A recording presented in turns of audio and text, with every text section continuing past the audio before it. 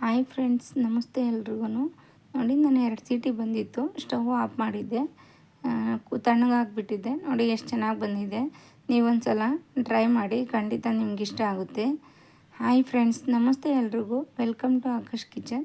ನೀವೇನಾದರೂ ಹೊಸ್ದಾಗಿ ನನ್ನ ಚಾನಲ್ ನೋಡ್ತಾ ಇದ್ದರೆ ಪ್ಲೀಸ್ ಸಬ್ಸ್ಕ್ರೈಬ್ ಮಾಡ್ಕೊಳ್ಳಿ, ಲೈಕ್ ಮಾಡಿ, ಶೇರ್ ಮಾಡಿ, ಕಮೆಂಟ್ ಮಾಡಿ ತಿಳಿಸಿ ಹೇಗೆ ಬಂತು ಅಂತ. ಈಗ ಹೇಗೆ ಮಾಡೋದು, ಏನೆಲ್ಲ ಇಂಗ್ರೀಡಿಯೆಂಟ್ಸ್ ಬೇಕು ಅಂತ ನೋಡೋಣ ಬನ್ನಿ. ಒಂದು ಮಿಕ್ಸಿ ಜಾರ್ ತಗೊಂಡಿದ್ದೀನಿ. ಹಸಿಮೆಣ್ಸಿನ್ಕಾಯಿ, ತೆಂಗಿನಕಾಯಿ ಮತ್ತು ಪುದೀನ. ಆ ಪುದೀನ ನಾನಿಲ್ಲಿ ಅರ್ಧ ಕಟ್ ತಗೊಂಡಿದ್ದೆ.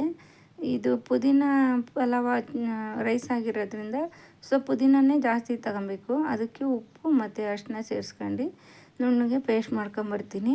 ನಿಮಗೆ ಖಾರಕ್ಕೆ ಎಷ್ಟು ಮೆಣಸಿನ್ಕಾಯಿ ಬೇಕೋ ನೋಡಿ ಅಷ್ಟು ಮೆಣಸಿನ್ಕಾಯಿ ಸೇರಿಸ್ಕೊಳ್ಳಿ. ಶುಂಠಿ ಮತ್ತು ಬೆಳ್ಳುಳ್ಳಿನೂ ಸೇರಿಸ್ಕೊಂಡಿದ್ದೀನಿ, ಅದು ಹೇಳೋದು ಮರೆತೆ. ಈಗ ಒಂದು ಕುಕ್ಕರ್ ಇಟ್ಕೊಂಡಿದ್ದೀನಿ, ಅದಕ್ಕೆ ಎಣ್ಣೆ ಸೇರಿಸ್ಕೊತಾ ಇದ್ದೀನಿ. ಒಂದು 3 ಸ್ಪೂನಷ್ಟು ಎಣ್ಣೆ ಸೇರಿಸ್ಕೊಳ್ಳಿ. ಸ್ಪೈಸಸ್ಸು ಚಕ್ಕೆ, ಲವಂಗ, ಏಲಕ್ಕಿ, ಪಲಾವ್ ಎಲೆ, ಅನಾನಸ್ ಹೂವು ಮತ್ತು ಕಸೂರಿ ಮೇಥಿ ಇಷ್ಟು ಸೇರಿಸ್ಕೊಂಡಿದ್ದೀನಿ.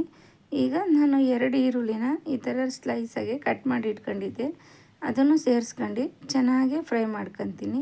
ಈರುಳ್ಳಿ ಸ್ವಲ್ಪ ಗೋಲ್ಡನ್ ಕಲರ್ ಬರೋವರೆಗೂ ಚೆನ್ನಾಗಿ ಫ್ರೈ ಮಾಡ್ಕೊಳ್ಳಿ.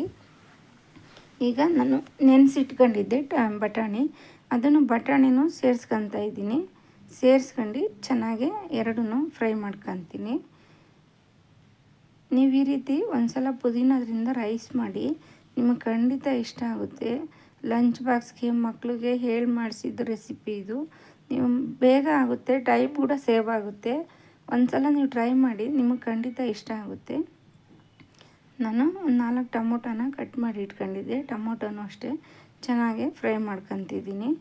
ಟೊಮೊಟೊ ಎಣ್ಣೆ ಒಳಗೆ ಸ್ವಲ್ಪ ಕುಕ್ ಆಗಬೇಕು, ಅಲ್ಲಿವರೆಗೂ ಚೆನ್ನಾಗಿ ಫ್ರೈ ಮಾಡ್ಕೊಳ್ಳಿ. ಈಗ ನಾನು ರುಬ್ಬಿಟ್ಕೊಂಡಿದ್ನಲ್ಲ ಮಸಾಲ, ಆ ಪೇಸ್ಟ್ನ ಇದಕ್ಕೆ ಸೇರಿಸ್ಕೊತಾ ಇದ್ದೀನಿ. ಜಾರಲ್ಲಿ ಉಳಿದಿತ್ತಲ್ಲ ಮಸಾಲೆ, ಅದಕ್ಕೂ ಸ್ವಲ್ಪ ನೀರು ಸೇರಿಸ್ಕೊಂಡು ಅದನ್ನು ಸ್ವಲ್ಪ ಚೆನ್ನಾಗಿ ಫ್ರೈ ಮಾಡ್ಕೊತೀನಿ. ಹಸಿ ಸ್ಮೆಲ್ ಹೋಗ್ಬೇಕದು, ಅಲ್ಲಿವರೆಗೂ ಫ್ರೈ ಮಾಡ್ಕೊಳ್ಳಿ. ನೀವು ಒಂದು ಸಲ ಟ್ರೈ ಮಾಡಿ, ಖಂಡಿತ ಈ ರೆಸಿಪಿ ನಿಮಗೆ ತುಂಬಾ ಇಷ್ಟ ಆಗುತ್ತೆ. ಮತ್ತು ಪದೇ ಮಾಡ್ತಿರ್ತೀರ, ಅಷ್ಟು ರುಚಿಯಾಗಿ ಬರುತ್ತೆ ಇದು. ನೋಡಿ, ಇವಾಗ ನಾನು ನೀರು ಸೇರಿಸ್ಕೊತಾ ಇದ್ದೀನಿ. ನಿಮಗೆ ನೀರು ಅಕ್ಕಿ ಎಷ್ಟು ಕ್ವಾಂಟಿಟಿ ತಗೊಂಡಿರ್ತೀರ ನೋಡಿ ಅಷ್ಟು ನೋಡಿ ನೀರು ಸೇರಿಸ್ಕೊಳ್ಳಿ. ಇವಾಗ ನಾನು ನೀರು ಸೇರಿಸ್ಕೊತಾ ಇದ್ದೀನಿ. ಇದನ್ನು ಕುದಿಯೋಕ್ಕೆ ಬಿಡೋಣ. ಇವಾಗ ರುಚಿ ನೋಡಿಬಿಟ್ಟು ಉಪ್ಪು ಸೇರಿಸ್ಕೊಳ್ಳಿ. ನೋಡಿ, ಕುದೀತೈತೆ.